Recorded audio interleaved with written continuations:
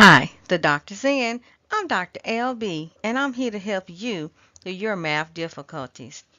Today, we take a look at the Rational Zero Theorem. The Rational Zero Theorem gives us possibilities for zeros or roots of a polynomial equation.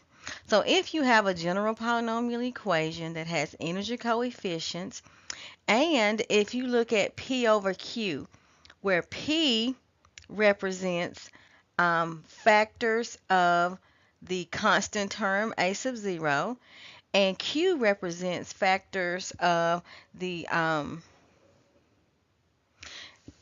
leading coefficient a sub n. To find the possible rational zeros, you have plus or minus the factors of that constant term a sub 0 divided by plus or minus the factors of the leading coefficient, which is that a sub n.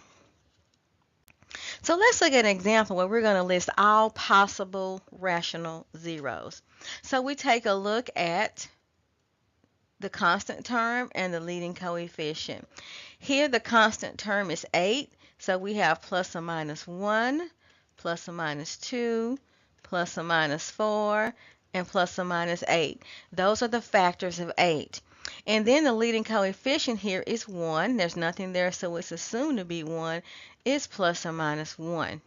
So all of our possible rational zeros will be plus or minus 1 over 1, which is 1, plus or minus 2 over 1, which is 2, plus or minus 4 over 1, which is 4, and plus or minus 8 over 1, which is 8. So we have 8 possibilities for a rational zero. So once we know the possible rational zeros, let's try to find a zero. So we're going to find a zero by plugging in some of the possible rational zeros and using synthetic division to see if we get a remainder of 0. So for this problem, we want to list all possible rational zeros. We want to find at least one zero, and then we're going to use that zero to find the other zeros. So here we have a third degree equation, and we can expect to have 3 zeros. So what are my possible rational zeros? Well, I have plus or minus the factors of 12. That's 1, 2, 3, 4, 6, and 12. And I divide that by plus or minus the factors of our leading coefficient, which is 1. So since it's just 1, I don't have to do divided by 1 and then find all those. So it will just be the plus or minus 1, 2, 3, 4, 6, and 12. So let's go in, let's see if we can find a zero. Now, the very first possible zero that you pick may not work, but in some instances it may. So let's look at 1. Let's do synthetic division using 1 to see if it is a zero. So we write our 1, our negative 2, our negative 11, and our 12. So in synthetic division, we bring down the 1. 1 times 1 is 1. We add to get negative 1. 1 times negative 1 is negative 1. We add to get negative 12.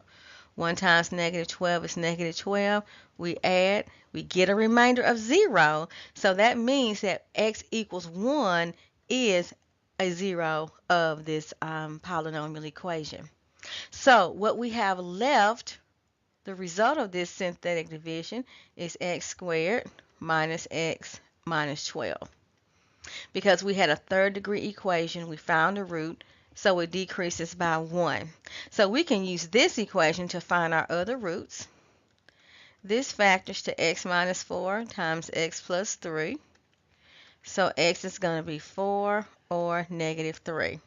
So our solution set contains 1, which is what we found by using synthetic division, 4, and negative 3, which we found by the result of synthetic division. Let's look at another one. We have 2x cubed minus 5x squared minus 6x plus 4. So let's find all of our possible rational roots.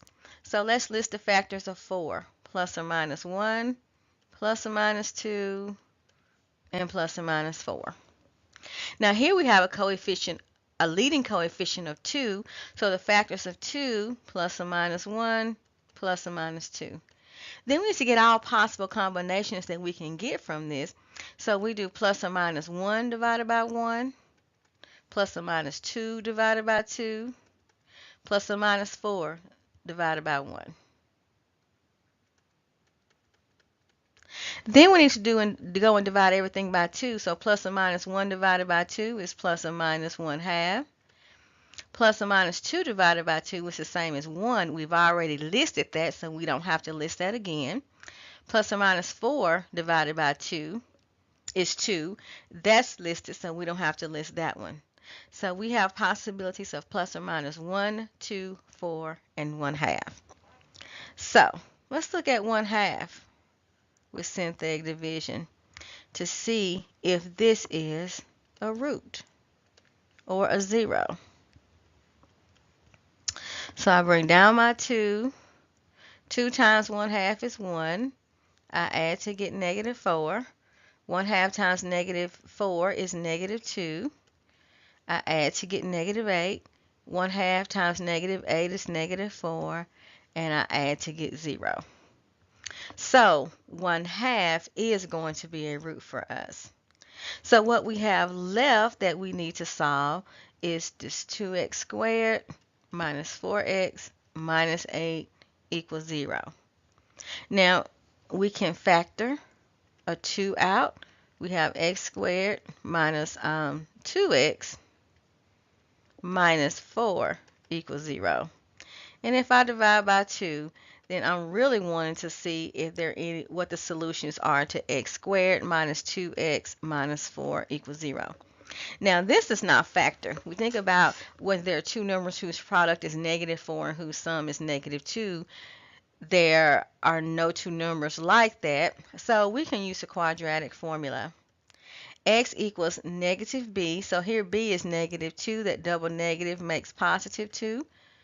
Plus or minus the square root of b squared minus 4 times a times c all over 2 times a. So this is 2 plus or minus. Here we have negative 4 times negative 4 is a positive 16. 16 plus 4 is 20. And 20 can be simplified as 4 times 5. So the square root of 4 is 2. Square root of 5 all over 2. And so if we factor a 2 out from the numerator, we can cancel with that 2 out of the denominator, and it leaves 1 plus or minus the square root of 5. So our solution set contains 1/2, 1 plus the square root of 5, and 1 minus the square root of 5. That is our solution set. So remember that Dr. LB is always in. Please come back for more math help.